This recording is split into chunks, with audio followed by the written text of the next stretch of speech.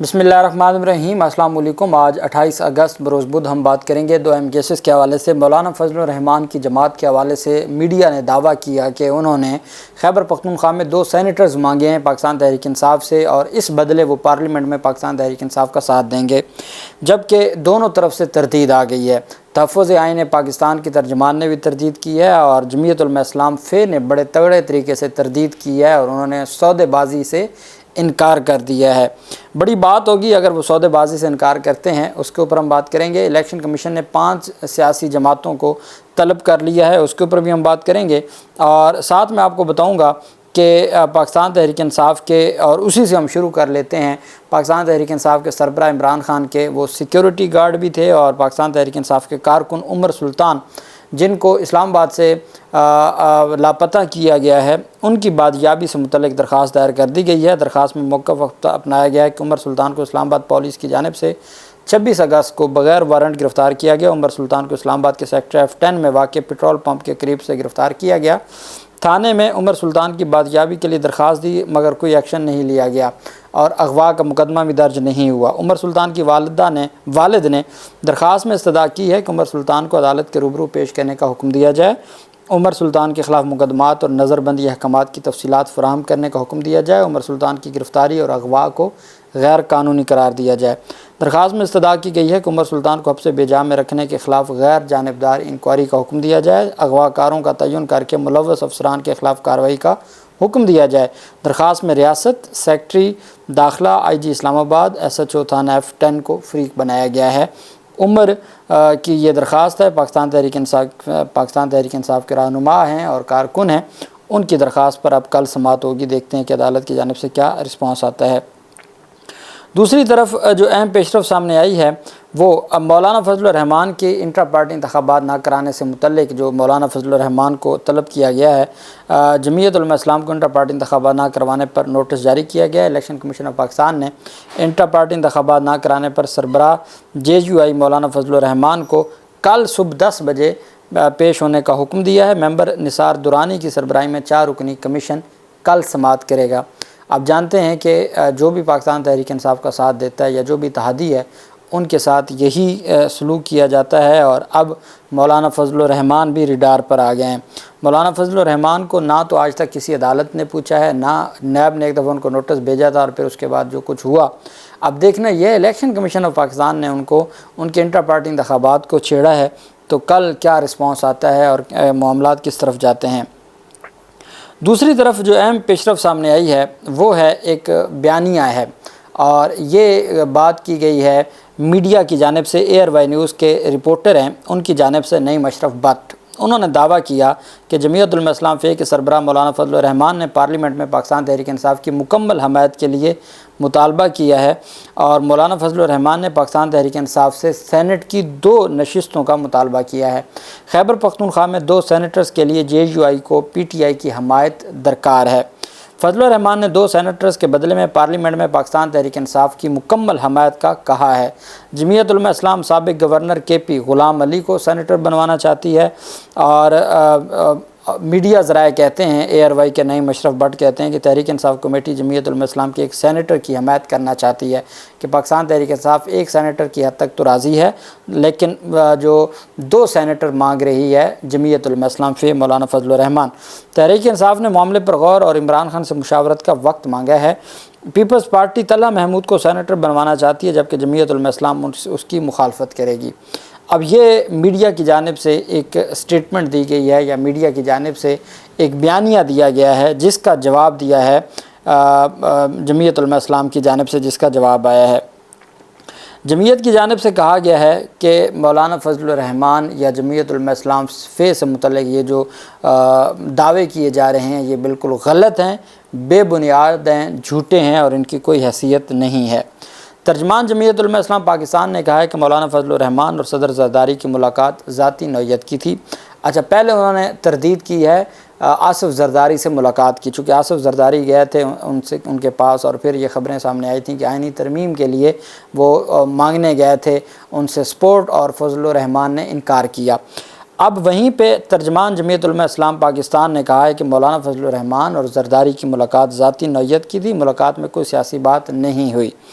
اب اگر تو اس سٹیٹمنٹ کو مان لیں تو پھر تو اس کا مطلب یہ ہے کہ جو نعیم اشرف بٹ کی سٹوری ہے وہ بھی درست ہے۔ اگر یہ تردید ہے، بفضل الرحمان کے پاس آصف زرداری چل کے گیا ہے اور وہاں کوئی سیاسی بات نہیں ہوئی۔ ترجمان JUI اسلم غوری نے رد عمل دیتے ہوئے کہا کہ میڈیا پر اس حوالے سے چلنے والی خبریں بے بنیاد ہیں۔ زرداری اور فضل الرحمان کی ملاقات خالص ذاتی نوعیت کی تھی، ملاقات میں کوئی سیاسی بات چیت نہیں ہوئی، اس میں محسن نقوی بھی ذاتی نوعیت کی ملاقات میں ساتھ تھے۔ اسلم غوری نے کہا کہ JUI کا موجودہ سیاسی صورتحال کے حوالے سے واضح موقف ہے۔ انہوں نے کہا کہ لگتا ہے کہ ان بے بنیاد خبروں کے پیچھے گورنر خیبر پختونخوا ہیں، وہ ایسی خبریں چلوا کر اپنے اندر کے خوف کا اظہار کر رہے ہیں۔ اچھا، ساتھ انہوں نے پاکستان تحریک انصاف سے متعلق جو خبریں سامنے آئیں کہ 2 سیٹیں مانگی جا رہی ہیں، اس پر ان کی جانب سے کہا گیا کہ PTI کے ساتھ سینٹ نشستوں کے حوالے سے مذاکرات نہیں ہوئے۔ جمعیت علماء اسلام نے کہا کہ پاکستان تحریک انصاف سے ہم نے کوئی مطالبہ نہیں کیا۔ ترجمان جمعیت JUI اسلم غوری نے رد عمل دیتے ہوئے کہا کہ پاکستان تحریک انصاف کے ساتھ سینٹ کی نشستوں کے حوالے سے کوئی مذاکرات نہیں ہوئے اور نہ ہی مذاکراتی کمیٹی یا سب کمیٹی کے اجلاس میں یہ موضوع کبھی زیر بحث آیا۔ انہوں نے کہا ٹیبل سٹوریز کے ذریعے پارٹیوں میں اختلافات پیدا کرنے کی کوششیں افسوسناک ہیں۔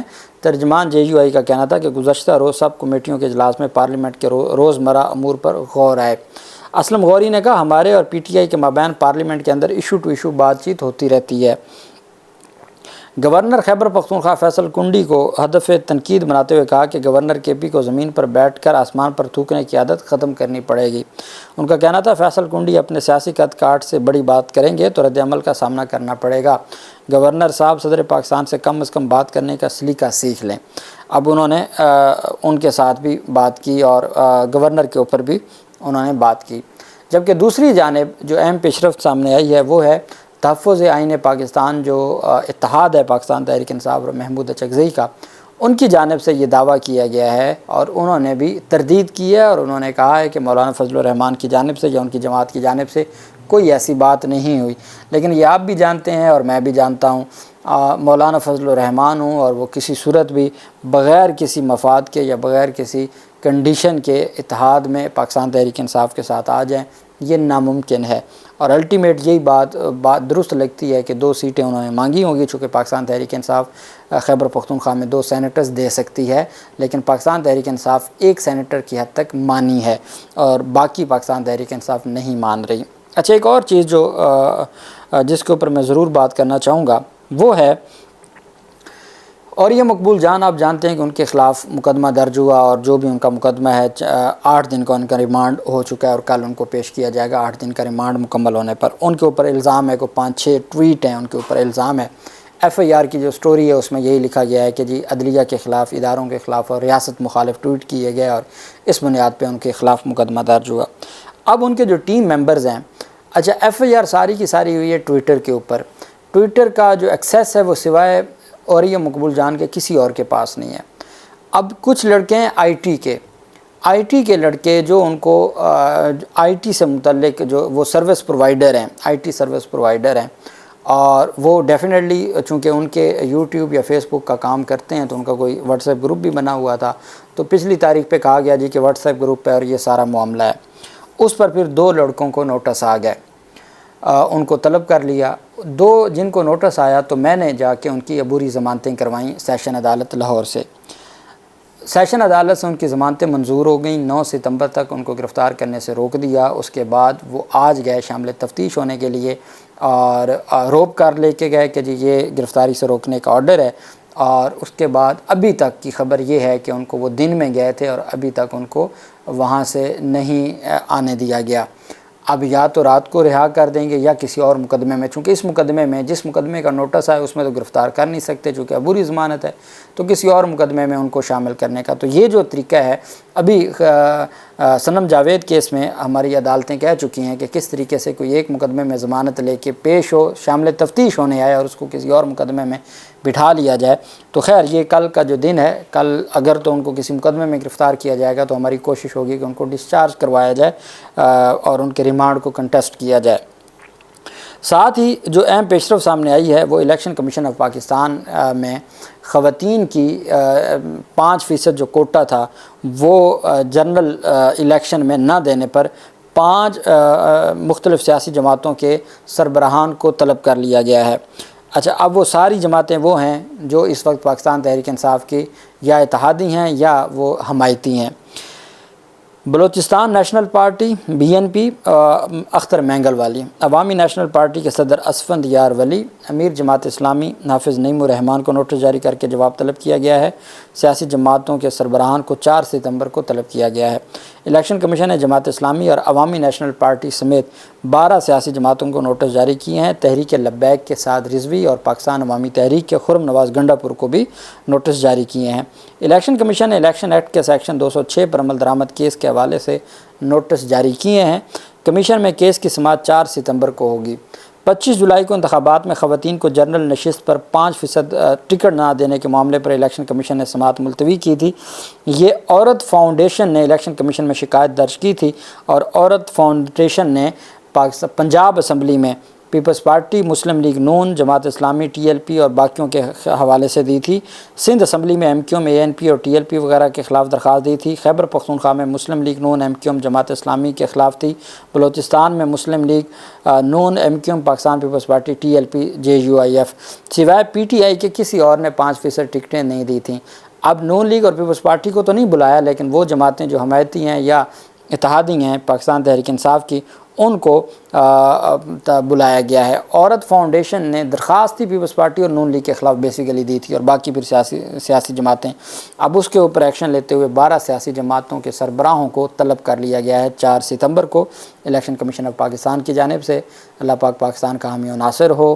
بہت شکریہ۔ اللہ حافظ۔ پاکستان زندہ باد۔